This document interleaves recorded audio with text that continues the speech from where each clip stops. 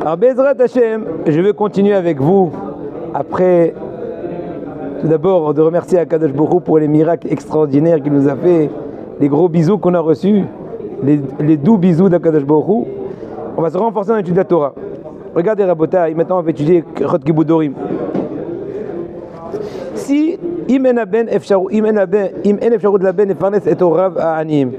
si le fils n'a pas la possibilité pécuniaire de pouvoir subvenir aux besoins pécuniaires donc de ses parents, eh ben, il n'est pas obligé à ce point de mendier, de faire la manche pour cet effet-là. Parce que c'est humiliant. À ce point-là, il n'est pas c'est un compas. Il n'est pas obligé. Il n'est pas non plus obligé de rentrer en dette, de faire une dette, de faire un emprunt pour pouvoir aider papa-maman.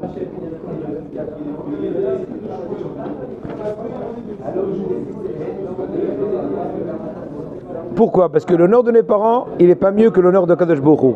Et par rapport à Kadosh Baruch Hu, c'est marqué honore à Kadosh Baruch Hu de tes biens. Mais tu n'as pas besoin d'aller faire la tzedaka pour, je sais pas moi, tu vas demander la tzedaka, tu vas demander un emprunt pour aider un ami à toi, je sais pas moi, à s'acheter des tefilines. Peut-être que c'est de la hassidoute, mais au niveau ilchatique, tu n'es pas obligé.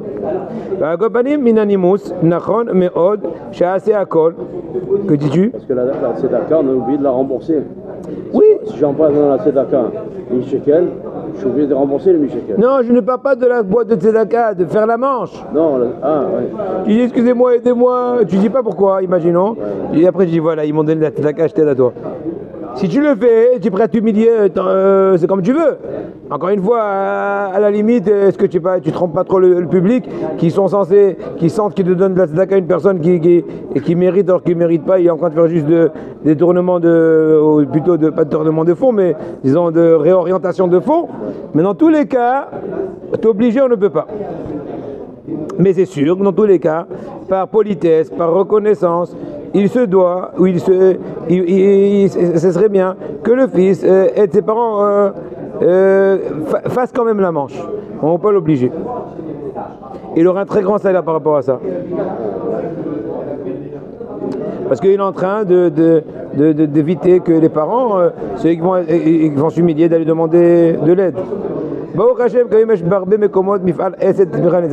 Baruch Hashem, plusieurs instituts de Hesed, de soutien, etc.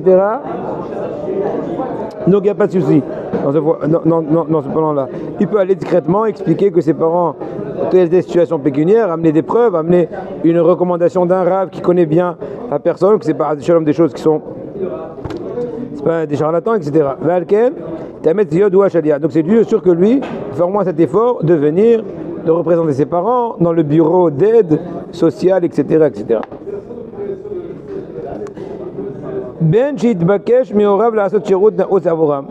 Papa ou maman demande à leur fils, viens me faire tel et tel service, je sais pas moi, viens me repasser les chemises, va me faire les courses, je sais pas moi, va m'arranger tel et tel papier, l'assurance, la mutuelle, j'en sais rien. Mais d'accord, mais ça vient sur le compte de son travail.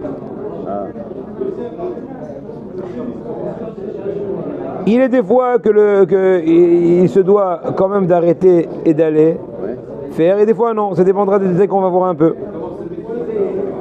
Chaque chose doit être étudiée dans son cas de figure.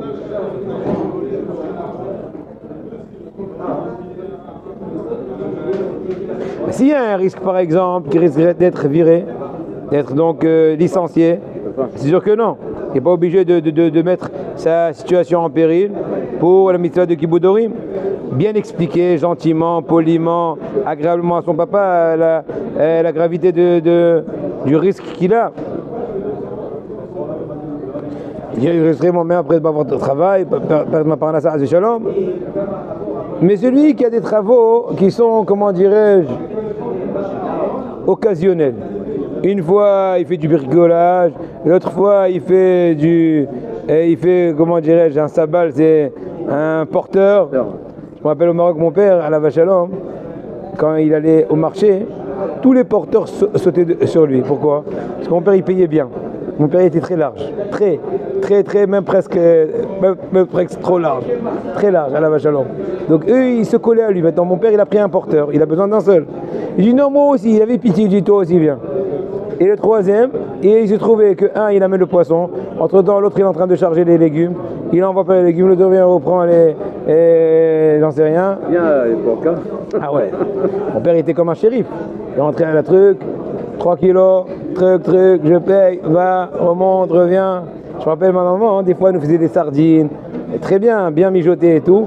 Et voyez le porteur qui venait, le pauvre tout, comme ça, et souffler trois étages comme ça, avec les couffins, et de repartir encore au moins 4-5 minutes jusqu'à au marché.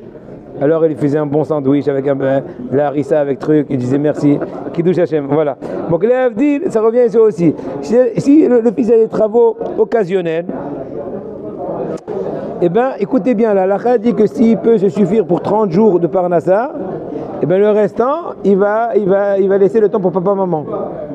Puisque tu as déjà, Baruch Hashem, travaillé pour 30 jours, tu as travaillé 3 jours, mais tu as de quoi manger de par cela pour 30 jours, même si maintenant tu vas perdre une journée, tu vas investir une journée pour ta banque, tu aurais pu gagner plus, c'est juste un manque de gain relativement. C'est pas une perte. C'est un manque de gain, dans ce cas-là, ça serait permis. Encore d'autres détails, ou peut-être une autre fois. Batzlaha.